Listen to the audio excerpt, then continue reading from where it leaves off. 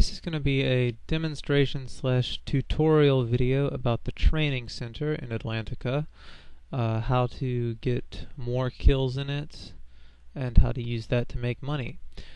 I wrote a guide about this shortly after Training Center came out, but I posted it to my Nation's forum at the time, not the Nightmare forums, and I left Nightmare Nation shortly thereafter and did not recover my guide. So if anyone currently in Nightmare Nation has access to that guide and could give it back to me, that would be great. I would appreciate not having to write all of that again. But anyway, I will try to recreate a lot of that information in this video. Essentially, the first thing you need to know about Training Center is that it's very easy. You don't need very much to be successful in it. You will probably not die no matter what, unless you just take off all your gear.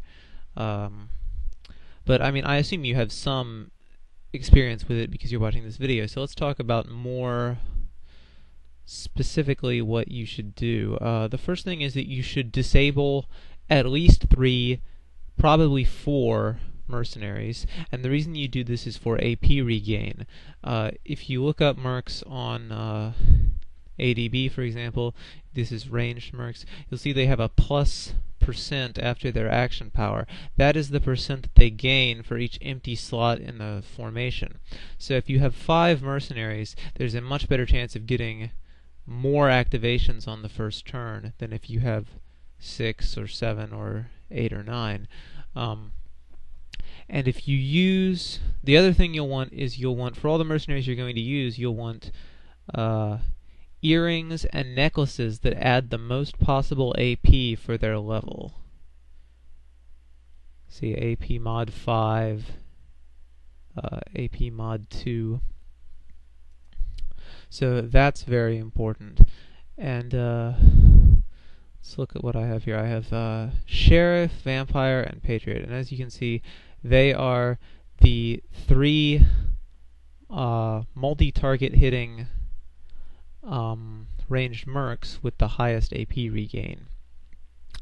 General is also really good for that, but it does not hit flying enemies. The reason that you want ranged mercs, in addition to being able to hit flying enemies, is that they are affected by Hwarang's aura, and that's what the Hwarang is here for, is to increase their multi-hit and attack rate. So yeah, basically just put stuff with AP on them. Get a lot of buffs. You see, I have a Novell Feast on. This is a Guild Feast of Unity that's ending now, using my best title, which is plus 25% attack power, using referral buff of 50%, using Kind Heart for a further 15%, and you see my highest weapon is plus 6, plus 4, plus 5, plus 4, plus 4. So this is not uber gear by any stretch of the imagination.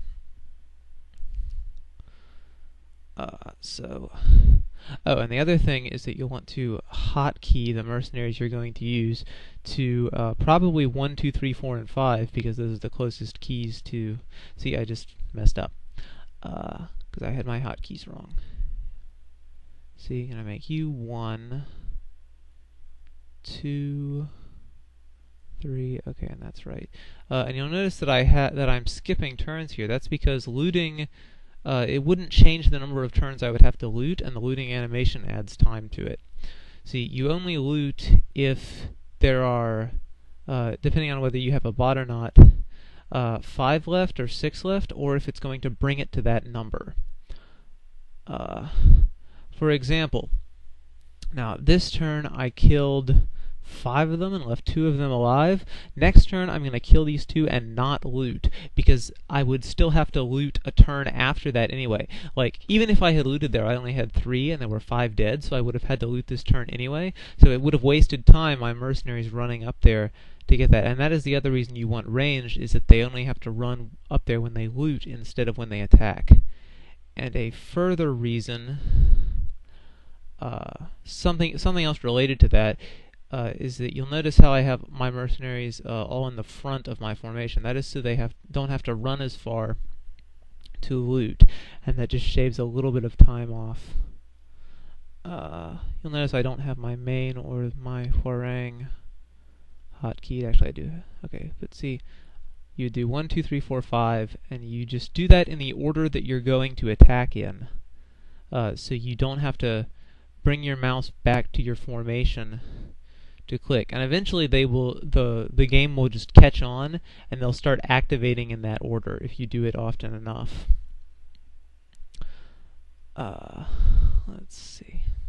So again, skipping a turn because it wouldn't have changed the number of turns needed to loot, because I only had 4 left after I killed, and there were 5 spots after the robot went.